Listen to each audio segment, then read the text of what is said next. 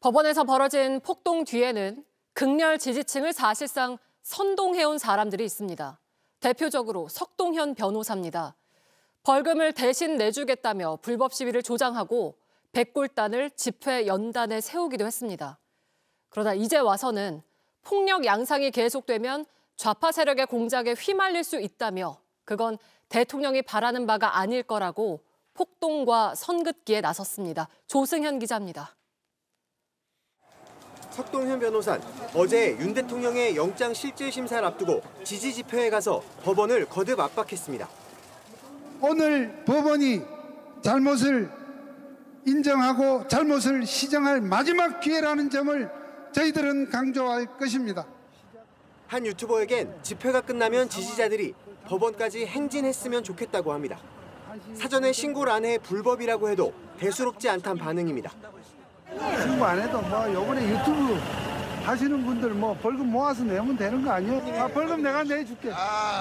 근데 내가 가자 할 수는 없고. 지난 8일 열린 자유진영 시민사회단체의 신년 결단식. 석 변호사가 누군가를 무대 위로 부릅니다. 청년 중에 한 단체를 제가 오늘 이쪽으로 좀 불렀습니다. 앞으로 나온 하얀 안전모 차림의 청년들, 백골단입니다. 저희 뒤에 계신 분들은 이번에 제1 한남 대첩에서 큰 공을 세운 우리 그 백골단 멤버들입니다. 과거 민주화에 부르짖는 시민들을 무자비하게 진압하던 사법경찰 백골단. 그 이름을 내건 과격단체 버젓이 연단에 불러 응원한 겁니다. 그랬던 석 변호사는 정작 폭동 사태 이후 폭력 양상이 계속되면 윤 대통령이 바라는 바가 아닐 것이라고 입장을 냈습니다.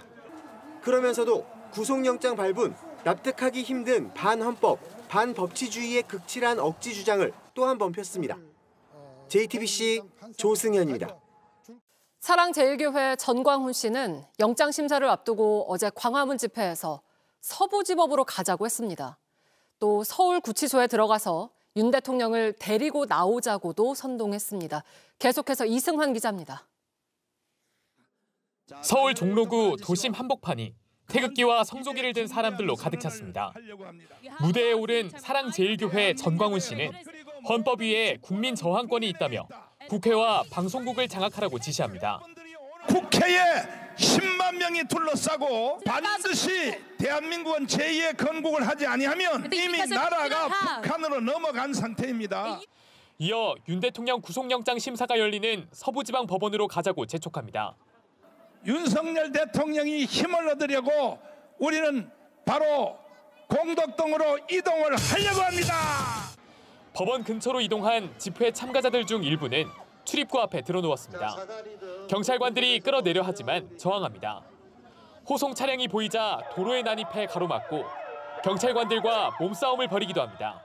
영장 기각, 탄핵무효. 이런 가운데 다시 무대에 오른 전 씨는 윤 대통령을 서울구치소에서 데리고 나오자고 촉구합니다.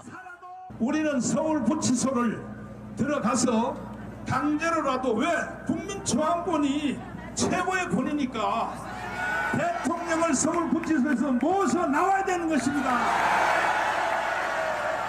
오늘 오전 예배에서도 부정선거 의혹을 제기하며 선동을 이어갔습니다. 이재명이가 right now, 윤석열 대통령도 깜빵에다 가두고 완전히 선거 사기를 쳐서 192석 가지고 지금 이재명이가 마치 지가 대통령처럼 행사하고 있거든.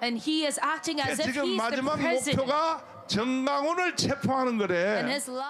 앞서 전 씨는 지난 15일 공수처 인근에서 발생한 분신 사건과 관련해서도 효과 있는 죽음이 필요하다는 취지로 말해 논란을 일으키기도 했습니다.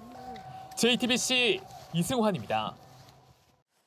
여권의 정치인들조차 윤 대통령 구속영장 발부를 놓고 대단히 잘못된 일이다, 형평성에 맞지 않는다면서 사법부를 비판했습니다. 정진석 대통령 비서실장은 사실상 비상계엄 사태를 옹호하는 발언도 했습니다. 유한울 기자입니다. 윤석열 대통령 구속에 대한 대통령실의 첫 반응은 사법부의 공정성에 대한 국민적 신뢰를 떨어뜨리게 되지 않을까 우려된다였습니다. 다른 야권 정치인들과의 형평성에도 맞지 않는 결과란 주장입니다. 정진석 대통령 비서실장은 더 나아가 12.3 내란 사태를 두고 헌정문란 목적의 폭동인지 헌정문란을 멈춰 세우기 위한 비상조치인지 국민이 판단하게 될 거라고 했습니다. 윤 대통령의 비상계엄 선포를 야당 탓으로 돌리면서 사실상 정당했다고 옹호하는 발언입니다. 또 국민이란 말을 쓰면서 다시 한번 지지층 결집을 위한 메시지를 냈다는 지적도 나옵니다. 국민의힘 지도부는 구속영장 발부에 유감을 표하면서 사법부를 향한 비판을 이어갔습니다. 재판부가 윤 대통령의 휴대전화 교체를 증거인멸 염려가 있다고 본 부분까지 문제 삼았습니다. 수사는 이미 대부분 종료되어 중앙지법과 군사법원에 기소돼 있으며 단순히 전화기 하나 바꿨다고 증거인멸의 우려가 있다고 판단하는 것은 대단히 잘못된 일입니다. 민주당에선 내란죄의 무거움을 모르냐며 비판했습니다.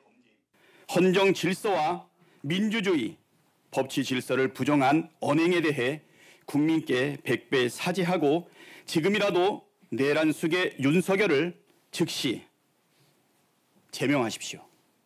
특히 정 비서실장을 두고는 내란 속의 비서실로 남을 작정이냐면서 사죄하고 책임지라고 목소리를 높였습니다. JTBC 유한울입니다. 그동안 극우 세력과 밀착했던 여권 정치인들은 이번에도 궤변을 이어갔습니다.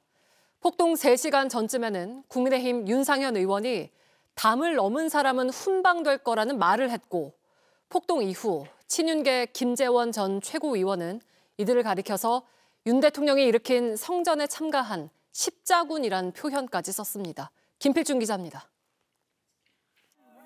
오늘 밤 0시쯤 서울 서부지법을 찾은 윤상현 국민의힘 의원이 경찰들 사이로 들어옵니다.